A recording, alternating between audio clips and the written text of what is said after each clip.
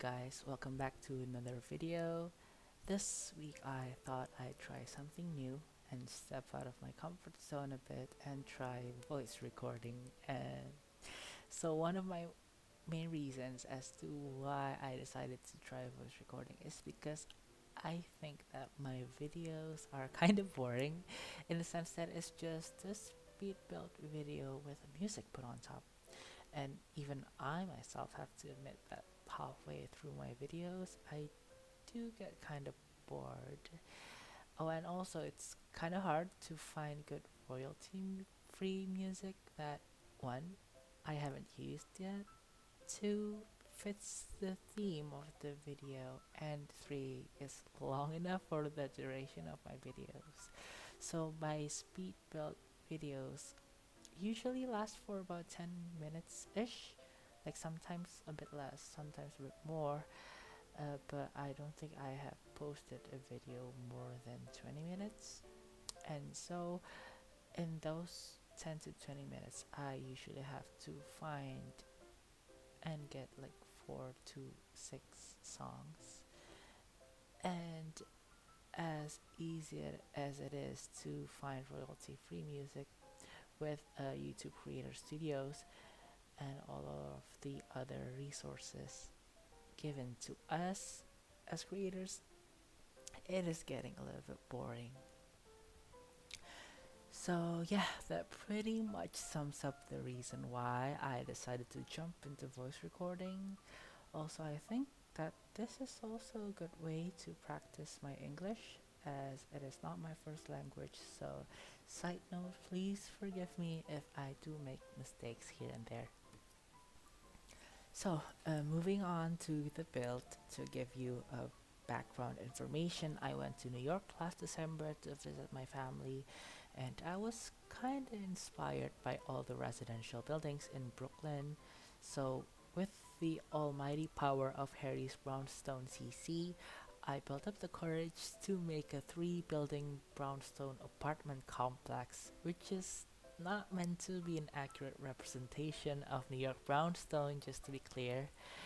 And this one right here is the white building on the left side of the lot, as you can see from the first part of the video. This building has 3 floors and a rooftop, but I decided to split it into 2 units. The bottom unit has 1.5 floor as their own. You can see they're half of the second floor from the kitchen and living room. And this unit has the front half of the second floor, all of the third floor, and also the rooftop, which is actually a lot, but it's The Sims. We don't have to be extra realistic here. So, the bottom floor has a living room, kitchen, dining, and also a half bathroom. And the top floor has all of the bedrooms, one for the parents, one for the eldest child, one for the two middle children, and one for the youngest. Also, the parents have an ensuite bathroom, and the children all share one bathroom. Here you can see I'm building the middle children's room. I kind of wanted them to be interested in science and the outer space, so I put a few school projects, a miniature rocket ship, and also the blue rug with the stars. And also, I find this a bit weird, but that desk that I put in this room from Cats and Dogs, if I'm not mistaken, it's not available through the Search by Rooms catalog. I had to find it through the Surfaces category. I'm not sure what's happening there, but I guess that's that.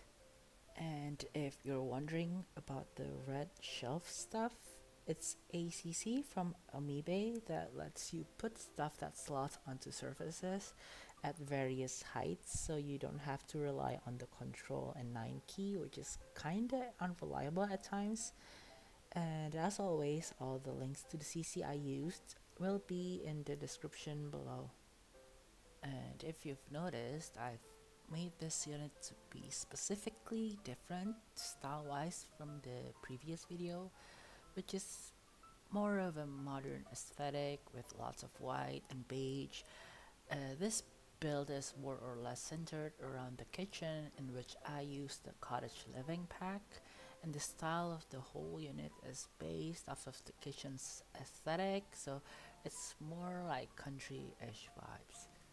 And here you can see that I'm furnishing the oldest child's bedroom.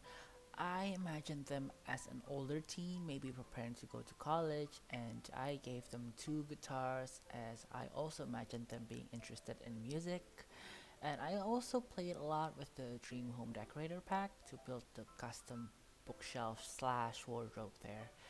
I do really love that pack, and it is, in my opinion, the best game pack in The Sims 4 right now. And speaking of game packs, we have another game pack coming real soon, which is the My Wedding Stories game pack, which, according to the Sims team's Twitter, will be released sometime next week, the week from the 21st of February. I'm excited about what the build items are going to be in that pack, even though I think it's mostly going to be focusing more on gameplay and cast. But I'm also wondering about what type of build I'm going to be doing, like maybe a chapel or another type of wedding venues. I don't know. And here you can see I'm putting the guitars and all kinds of music posters and whatnot. And moving on to the youngest child's bedroom. Here I initially used that children's furniture set, the bed, the bookshelf, the wardrobe, and the toy box, and the desk as like a placeholder, but I think it really suits the theme of the room, and after pairing the furniture with the gingham wallpaper, I think it's actually quite nice.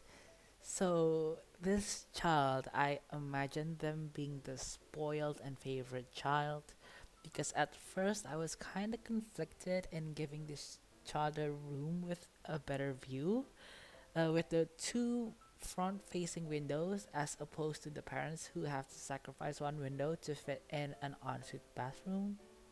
So I just made up a scenario of them being the favorite child and their parents always cleaning up after them and taking really good care of them. And I also used that tall standing lamp, which is the fabricated lamp from Eco Lifestyle, I think. It's not available in buy mode initially, but I used the debug menu to be able to buy that from the catalog. And the debug catalog is usually unlocked with a cheat, but since I hate memorizing long cheats, I used a CC called Better BuildBuy by TwistedMexi, which enables the debug and live edit objects to be toggled from the filters tab. And moving on, this is the parents' bedroom. I based this room around the Oak House CC pack by Pierresim. I really loved this CC pack and it's so aesthetically pleasing to the eyes. And yeah, since this room is kinda small, there's really nothing much to furnish here apart from the dresser and the bed basically and also the ensuite bathroom.